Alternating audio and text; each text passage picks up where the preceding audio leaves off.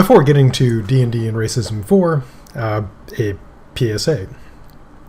If you spend a fair amount of time outside, if you use sunscreen, and perhaps as I do, run in the morning, it's still a very good idea to get a regular checkup of your skin to look for, cancer and issues.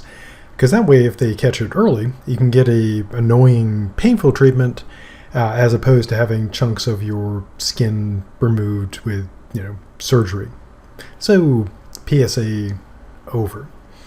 Now, as noted in previous videos, Wizards of the Coast, which I shall refer to as Wizards, created a bit of a stir when they posted an article on diversity and D&D.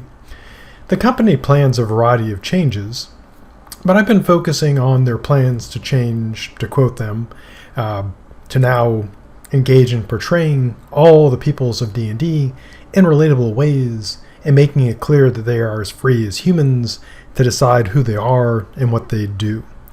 They also have plans to release a product that, quoting them again, offers a way for players to customize their character's origin, including the option to change the ability score increases that come from being an elf, a dwarf, or one of D&D's many other playable folk. This option emphasizes that each person in the game is an individual with capabilities all their own. Both, of course, are significant changes in the official worlds of D&D. Now, while the Advanced Dungeons & Dragons Monster Manual did allow for individual monsters to vary in their alignment, and it's long been very common for dungeon masters to break stereotypes in their campaigns, the general practice has been to portray the various races and species in accord with established in-game stereotypes. To use the usual examples, drow and orcs are monstrous and evil. Elves and dwarfs are generally friendly and good.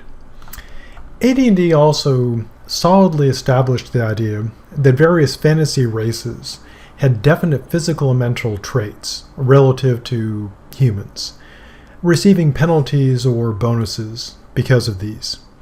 AD&D, the precursor to, 5e, but after the first Dungeons & Dragons. Anyways, it's complicated. There are lots of additions.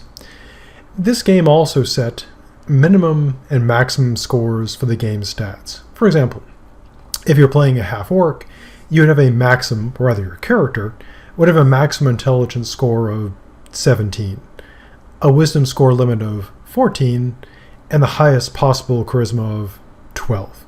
So half-orcs were strong, could be fairly smart, but were quite limited in terms of wisdom and charisma. The game also divided characters by their sex. Females of all the different races could not be as strong as the males. A PC's race also limited what classes they could take and how far they could advance. Going back to the half-orcs, they could not be druids, or paladins, or rangers, or magic users, or illusionists, or monks. They could be clerics, fighters, or thieves, with a limit on their maximum level. They were, however, able to level without racial limits as assassins. This is why pretty much everyone who played AD&D was pretty suspicious of half-orc PCs. They were probably assassins, and assassins tended to be evil, so probably evil. As a side note, the only other player character I've ever killed in D&D, actually twice, same player, essentially the same character, was a half-orc assassin, but they tried to kill me first. But anyways, aside over. Now, given that race has been such an important part of D&D, it's no wonder that some people are upset by the changes that are being proposed and, of course, oppose these changes. Now, while some make the error of assuming that all critics of the changes must be therefore racist, I will not make that mistake. There are good arguments for not changing the game that are not racist. The problem is that racists, or trolls, using racism, employ the very same arguments. The difference between the two, aside from the obvious factor of racism, is that honest critics are arguing in good faith, while the racist and trolls using racism are arguing in bad faith. The main thing I'll focus on here is the distinction in goals. A good faith critic opposes the changes for the reasons they provide, and they're not trying to Trojan horse in the racism.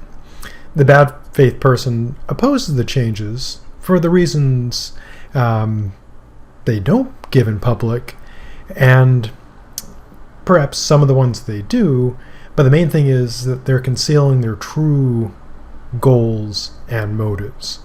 They presumably want to maintain what they see as a useful tool for maintaining racism in the game, and perhaps, again, this is speculation and should be justly assessed as such, that they perhaps want to use this argument to try to recruit and radicalize people.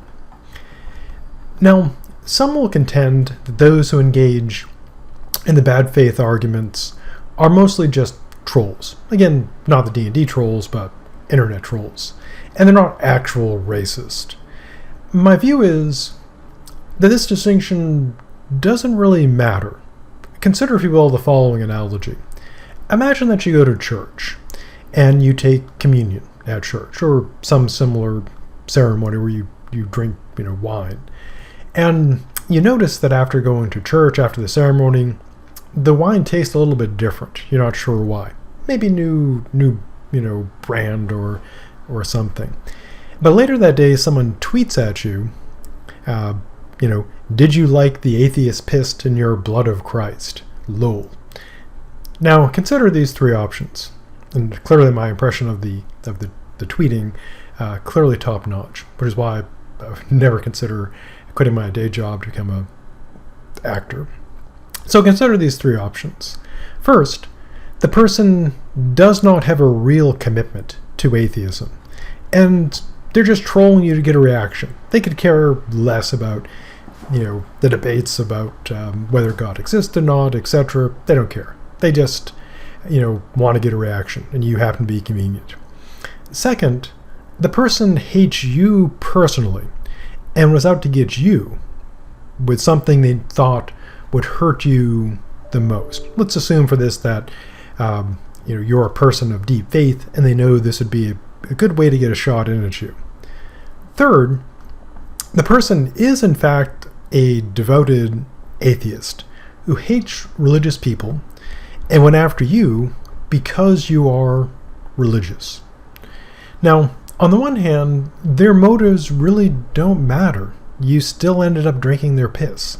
And that is, the harm here done doesn't depend on why they're doing it, whether they dislike you personally, whether they're doing it for the lulz, or whether they are, hateful atheists. And I preface that with hateful because not all atheists are hateful, obviously. On the other hand, you could, of course, debate the relative badness of the motivations. Is it worse to do bad things to people because of hating the group they belong to? Is it less bad if they just hate you personally? And there are, considerable complicated ethical debates over the degree which motivation affects the ethics of the action. But of course, this doesn't seem to change the harm done to you. From your standpoint, it really doesn't matter exactly why they're doing it. What matters is they put piss in your wine. That is the problem. Now, with the group stuff, again, one could argue that if they're going after, religious people in general, they're doing a general harm, because people who are religious have to worry about, is someone going to sneak in and pee into the wine?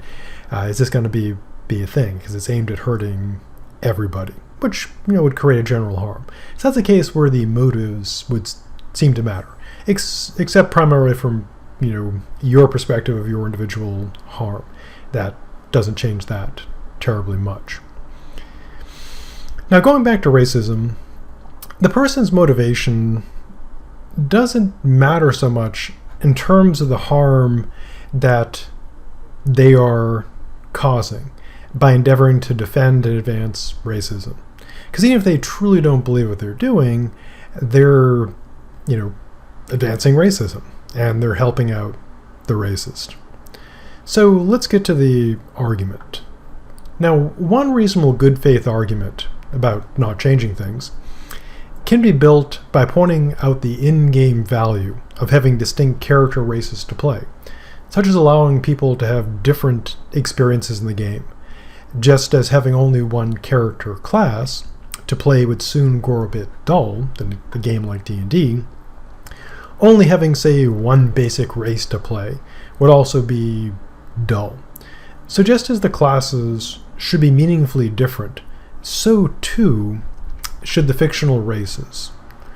While there are legitimate concerns about how races can exploit this idea that races differ in abilities, it can also be argued that people understand this distinction between the mechanics of the fantasy world and the mechanics of reality.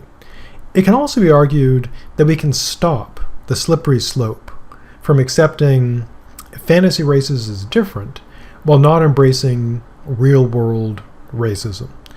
One could even try to make a positive argument. People playing the game get accustomed to fictional diversity and recognize that player characters of different types bring different strengths to the party, something that one could say extends analogically to the real world. Diversity in D&D is good, diversity in the real world is good as well. Unfortunately, and it seems like there's always an unfortunately, the same sort of argument can be used in bad faith for racism. One obvious tactic is to use the same argument, but then sort of subtly, or not so subtly, slide into alleged differences between people in the real world, and then perhaps into racism. As a concrete example, I've often seen on various groups such as on Facebook, where people begin with what seems like a reasonable discussion of D&D races, bringing up something about abilities or scores or differences that starts off, completely within the game, discussing the, say someone's planning on creating a homebrew variation on the Lizard Man, or changing, creating customized versions of the Tiefling, and it starts off, in game. But what can often happen, typically happens because, internet is the internet, is this. One common racist, or troll, tactic is to bring up how the D&D game has sub-races for most of the main races. For example, with the elves, there are different types of elves. Depending on the campaign type you're playing, you might have like high elves or wood elves or, aquatic elves, etc. Dwarfs and halflings have variations as well. And the halfling variations, a lot of them were originally taken from Tolkien, like the various types of, halfling groups. And these have different abilities. So depending on like what type of elf you're playing, like drow, high elf, etc., or what type of halfling or type of dwarf you're playing, you would have different adjustments to your scores, your character scores rather, and different abilities. Now, as long as this all stays in game, it seems completely harmless. We're talking about, if I want to build, say min-max and build a really good wizard, maybe taking a particular subgroup of elves would be optimal.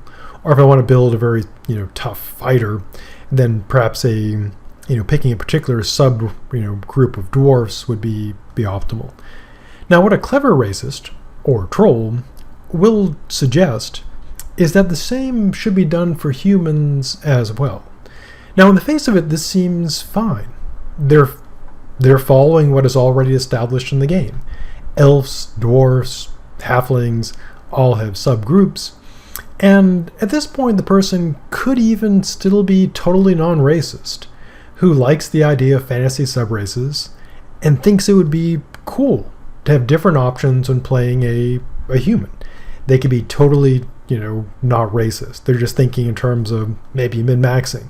If I could get a human and get, say, the +1 to all scores, but then get something else in there, I could min-max this to something. Or they might just think it'd be interesting. Why do dwarfs and elves get all these, choices, whereas humans, you're just, human. Now, what then often happens, as you might suspect, is that the troll, the racist, again, doesn't super really matter what their real motives are, except in terms of like assessing them as people, they'll tend to slip in a reference to real-world ethnic groups. For example, asking how one would stat whites, Asians, African Americans, and so on. Now, when the person is called out, they'll insist they're just following the logic of the game. And they do seem to be right. After all, if the game has many sub-races with meaningful abilities, and real differences, fictional real differences, then logically the same should apply to humans in the game. The logic that applies to the elves, the dwarfs, the halflings, and other groups. If you're having races of all those races, then logically it would apply to humans as well. And this is exactly how a racist can exploit this aspect of the game. A persuasive racist, or troll, can convince people that they never made the move from discussing D&D into racism, and they can use the honest critics as cover. Now, this shows why the proposed change does have merit. The intent, one could say, or the hope, is to deny racists a tool to use at the message boards. Now, to be honest, I'm divided on this. Not like the racism stuff, I'm clear about that. But I've been playing, the game a long time, so psychologically, of course, I'm well aware I'm affected like everyone else is. I like what I'm accustomed to. I started gaming, with, AD&D, and that's part of the game. That's the game that I learned. And so my psychological bias favors it. So I do like the idea of distinct races in games, mainly for the variety they offer for making characters. Because if you have a game where you're just, a fantasy game, the whole point of having a fantasy game in a way is you're not just, some human doing human stuff. You get to pick other things. You can be, human in a very strange environment. And so the whole idea is having, different stuff. And it's a hallmark of science fiction and fantasy, in many cases, to have different species. Not necessarily. You could have sci-fi and fantasy that's, just pure human, or just one race. But it's kind of a stock element. But again, just because people have been doing it a long time and it's common, doesn't mean it's right. Fallacious appeal to belief, fallacious appeal to tradition, fallacious appeal to common practice. Now, but having seen people in the wild, on the interwebs, exploit this to engage in racism, again, or trolling, I can't deny that this is a weak point. Well, I don't want to yield to the racist. I don't want to give up, having elves and dwarfs and, Vulcans and Klingons and Ferengi and Kzinti and, the Vagir and so forth, being distinct from, distinct races. But I can also see the need to have a change to counter the racist. And this, of course, would be yet another thing made worse by the damn racists. We can't have nice things, in part because of them. A second argument is a reasonable argument, and it's of the form of a reductio ad absurdum. Our good dead friend Socrates is credited with developing this method. The idea is this: you assume something is true, and then derive an absurdity or contradiction from this assumption. This shows the assumption is false. In the case of races in D&D, some people have noted that the proposed approach would logically lead to all creatures in the game being the same.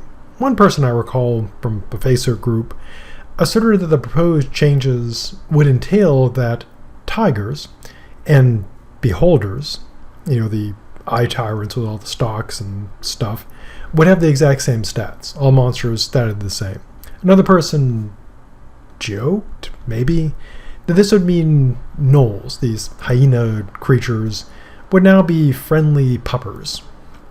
The idea, of course, was to show that assuming the changes are good and should be followed would lead to absurd results. No one wants monsters to have all the same stats. No one does it. No one wants, rats, dragons, demons, golems, liches, etc. to have identical stats. You just have monster. You just fight monster. And no one wants all the game creatures to be good. I mean, you could have an interesting campaign where everybody's good, and you'd have to, work out conflicts between good creatures. But if you did every campaign where everybody's good, that would be eventually get a little repetitive.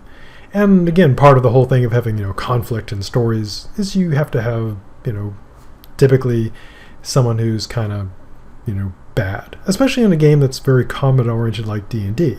Because if you're all good, you'd have to keep contriving ways, why you're actually fighting other creatures that are good, and you know they're good. There's only so many times you could say you don't know they're good, or they've been, they've consumed sort of thing that makes them behave badly, or they put on everyone's accidentally putting on helmets that change their alignments, which is classic item, by the way.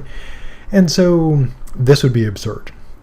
Now, while this could be a good faith argument, there are some concerns. One is that reducing the changes to absurdity in this manner seems to require using the slippery slope fallacy, where you just say this terrible thing will happen inevitably, there's no way we can stop it, therefore this first step is terrible. But of course that's a fallacy unless you can show that taking that first step will plausibly lead to that terrible thing. At the very least, of course, this would be hyperbole and a straw man, putting in place a view that's not a real version held by someone that's being criticized. Because no one is seriously proposing that all monsters have the same stats. No one is seriously proposing that all monsters be good, that everything's alignment is good, or at least not evil. Now, in terms of the slippery slope, no reason has been given that wizards would take these changes to those extremes. At best, these would just be bad good faith arguments. That is, the person is arguing good faith because they believe all this, etc., etc. They're just bad at making the argument.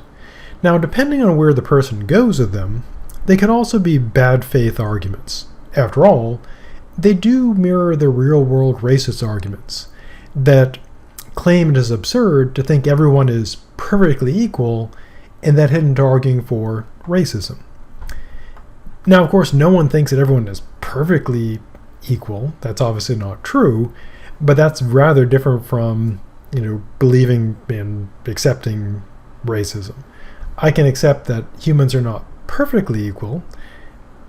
Obviously, we're not. We're not perfectly identical in terms of things like, obviously height, weight, running speed, been running races a long time. People differ quite a bit in their capabilities.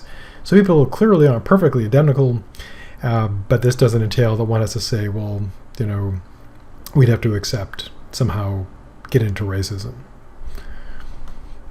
Now, so we can accept, of course, it's perfectly absurd to accept that everyone is perfectly equal, but obviously we don't have to take the bait into racism.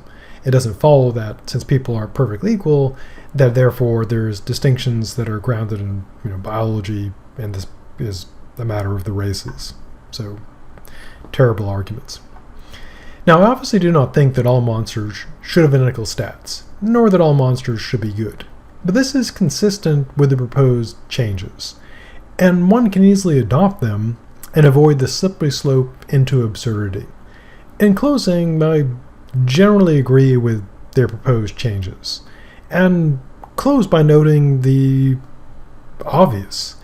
They change nothing about what anyone can do in their own campaigns, and so people can still do whatever they want. In fact, some people are, even if these things are terrible. As a recent example was on one of the D&D groups, and someone was proposing essentially a fantasy version of the Confederacy. And their proposal was that there would be good, slave owners owning evil slaves, and there would be a tyrant, a civil war where there's a tyrant whose evil is to free the slaves. Because I guess that's what tyrants do, is they are really concerned about freeing people from enslavement. And people are free to do that. Wizards of the Coast, of course, cannot prevent that from occurring. I mean, they can prevent someone from writing that as an official thing and selling it as official D&D, but people can still do their campaigns they want to do. That is to say, people can still be terrible if they want. As to whether they should or not, clearly morally they shouldn't be doing that, because that's terrible, but they do have the freedom of expression right to believe and write terrible things, because freedom. So anyways, back to the PSA. If you spend any time in the sun, which is true if you're a human on Earth, then good idea to get your skin checked, and if get regular checks up anyways to catch those things early. And I hope you have insurance and can afford it, because if you don't, that is bad. So check that skin, stay healthy, and stay alive.